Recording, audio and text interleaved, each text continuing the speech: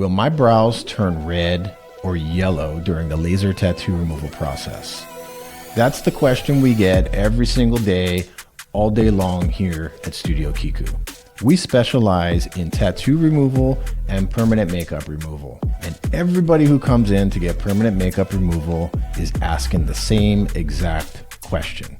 We get it emailed every day. We get text messages. We get DMs. Do you think my brows are going to turn red? Do you think they're going to turn yellow? If it does turn red or if it does turn yellow, will it be able to be removed? Let me walk you through the process so you can better understand exactly what's going to happen if you decide to get your permanent makeup lasered. Okay, so first what I'm going to talk about is the pigment. Permanent makeup pigment is not the same as regular tattoo pigment. Every tattoo that you see that's a black tattoo on somebody's body is most likely straight black pigment. It's a carbon-based black pigment. There's no undertones. There's nothing like that. It's just straight black. Permanent makeup pigment is not the same at all. What you see is not exactly what you're getting. For example, if you see some pigment that may be black or dark brown, that doesn't mean that it's straight black. It most likely has an undertone in it. Undertones are put in the pigment by the manufacturer so they heal warmer over time. Nobody wants an ashy or bluish looking eyebrow after a year or so. So the permanent makeup pigment manufacturers decided that it would be a good idea to start adding undertones. So what did they do? They started putting reds in there. They started putting yellows in there. Sometimes they put reds and yellows and even sometimes white. What we normally do when we see an eyebrow, if it's dark, is we'll treat what we see. If we see a dark eyebrow, we're going to treat the dark pigment with the wavelength that targets the dark. Most of the time, the dark pigment lifts right away. And when it lifts, what happens is it will reveal what's underneath. So if there's an undertone in there that's red or yellow or a combination of the two, then when we remove the dark pigment, that red or yellow is going to be revealed. Let me give you an example. I'm going to show you a picture of an eyebrow that was dark, and once we lasered it for the first time, you see here, it is a peach, like a red, yellow kind of looking color. Now that eyebrow on the left is what our client walked in with. It looks pretty dark. It looks like black or maybe a dark brown. By looking at it, you cannot tell that there's any undertone in it. But the permanent makeup pigment always has an undertone in it. And those undertones are there, like I said, to make sure that that pigment heals warm over time. Nobody wants a cool tone. Everybody wants warmth. So there you go. You have a dark eyebrow, and then once it was lasered and that dark was removed, it revealed what's underneath. Let me show you another example. Here we have on the left, our client walked in with that eyebrow looks a little bit ashy, but it is dark. It looks almost black. And after we lasered it, I think it took a couple sessions to get rid of all of that dark, and it was left with this orangey color. That is not red, definitely, and it's not yellow. It's a combination of the both. You can still see that there are some dark pigment spots still left behind, but our client really wanted to get rid of that red because it was hard to cover with makeup. So we started attacking the red. Now, once we hit that red, it came out very easily. The red was gone within just one pass. But what was left behind is a yellow. Now that yellow looks like highlighter yellow. Look how bright that is. It went from that orange, which is on the right-hand side there, and it is now that yellow color. Yellow is very, very difficult to remove with the laser. Sometimes we can remove it, sometimes we cannot. We're about 50-50 with that right now. We're still trying to figure out exactly why some of that yellow will not lift, and we're trying to figure out why some of the yellow will lift. We've been talking with some pigment manufacturers about the specific ingredients that makes the yellow so resistant to the laser, but we still haven't figured it out exactly. What I can say though is most permanent makeup does have undertones in it.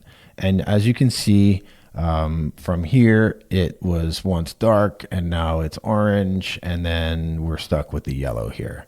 Let me show you another example. Okay, on the left there, that's what our client walked in with.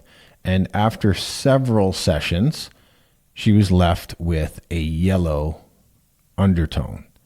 This yellow was not able to be removed with the laser. So we ended up doing saline removal, which got most of it out. It didn't remove all of it, but it removed most of it. I never ever recommend saline removal unless the laser is not working on the pigment. Next, we have another client who walked in. She only wanted the fronts of her brows removed. So the tails and the middle part were not touched. The only part that was lasered was the fronts. As you can see, after one session, the dark was lifted right away, which revealed this undertone. Now you can tell in that undertone, it is not straight red. That is red mixed with some yellow and possibly some white. And that's how you get a peach tone. When we targeted this pigment, which is that peach color, it did remove all of the red, but it left behind yellow. Okay, let me give you another example of some brows that came in. At the top here, we see a very saturated, super saturated set of eyebrows. It looks like just a machine packing in the color. I don't know how many touch-ups were done, but that's like as saturated as it could possibly be. It took a few sessions. We were able to remove all of that dark, and it left behind these warm undertones. Now, those warm undertones that you see, it's not straight red and it's not straight yellow. It's a combination of the two, probably mixed in there with a little white. We were able to lift the red, and it left behind a little bit of yellow, which in the grand scheme of things, compared to the brows at the top, it wasn't the end of the world. Now, if you think about it, if you're looking to remove the dark pigment and remove most of it and go back in and add new brows, then it shouldn't be an issue to cover that up if you're doing it in the same shape. Now, if you're trying to change the shape, that's when you run into some issues, because you're needing to get it 100% off if you're going to change the shape of your brows. Otherwise, you're going to be always covering your brows with makeup. And that's not the goal here. The goal is ease. You want to wake up, not have to put makeup on and walk out the door. That's the reason why people get permanent makeup done most of the time. Otherwise, you could just pencil in your brows all the time. But if you have undertones like that somehow are not able to be removed, and most of the time it's the yellow that we can't get rid of. If you can't get rid of the yellow, then it's going to be very hard for you to change the shape of your brows with new tattoo. Let's take a look at this last one here. Looking at the picture on the left, you wouldn't suspect that there's this bright highlighter looking yellow pigment in there. But as I mentioned, most permanent makeup pigments have undertones in there, and the undertones are always warm. So it's going to be a red, it's going to be a yellow, and a lot of times they put white in there to lighten it up a little bit. In this case, we had a very bright yellow, and the yellow was not able to be targeted with the laser. It didn't really respond to the laser. And believe me, we turned the laser up very strong on this client. We actually went stronger than we normally feel comfortable with the wavelength that targets that specific color, and it wouldn't budge. So what we ended up doing, once again, was saline removal. And I do not recommend saline unless it's your last chance. If there's no other options, if laser is not working, then I do recommend maybe giving saline a try. But as you can see in those photos, like a lot of pigment, all of the permanent makeup pigment pretty much has undertones in it. And when you try to target the undertones, a lot of times it lifts right away and it's gone, and that's great. But there are some cases when the undertones cannot be removed, and it's most of the time yellow. The other difficult pigment that we encounter is anything mixed with white. So a lot of times what they'll do is they'll make a brown, and in that brown they'll add a little bit of white so they can kind of lighten it up a little bit. A couple shades lighter, you're adding some titanium dioxide in there. It's not possible to remove that. And if it's mixed with the red, a lot of times when we target the red, if it has white in there, then the red and white will oxidize and it'll actually turn darker again. So you have to be very careful when you're planning on getting your eyebrows lasered, because the pigment that you have in your brows may not respond the way that you're thinking it will. Now, why am I telling you this?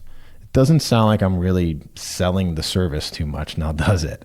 I'm not trying to sell the service. When people come in here, the last thing I want to do is surprise somebody. I always want to make sure that everybody knows exactly what to expect before they dive into it. I send people away all the time, or I talk people out of getting laser tattoo removal on their permanent makeup all the time. And I have no problem doing that. I'd rather be honest with people and give them realistic expectations rather than take their money and have them be upset with us. That is not how we do it here at Studio Kiku. What we like to do is be completely transparent with everything that we do. And when you walk out of here, you're going to know that we gave it to you straight. And that's how we roll. Another thing, if you're wondering if your brows are going to turn red or yellow, then there's really no way of knowing it until you laser it. And unfortunately, eyebrows most of the time are not consistent all the way through. So you could laser the tail and you could see that there's no undertones there. And when you go over towards the middle a little bit, you may find out that there's different pigment there than there was on the tail. That happens so frequently. So just keep in mind, if you do decide that you want to come in and do a test spot, I'm not saying that we won't do it, but it may not be an accurate indication of what your entire brow is. Now that you know the scoop, hopefully you'll be able to decide whether or not you want to take the plunge into lasering your permanent makeup. Thanks for watching, and we'll see you again.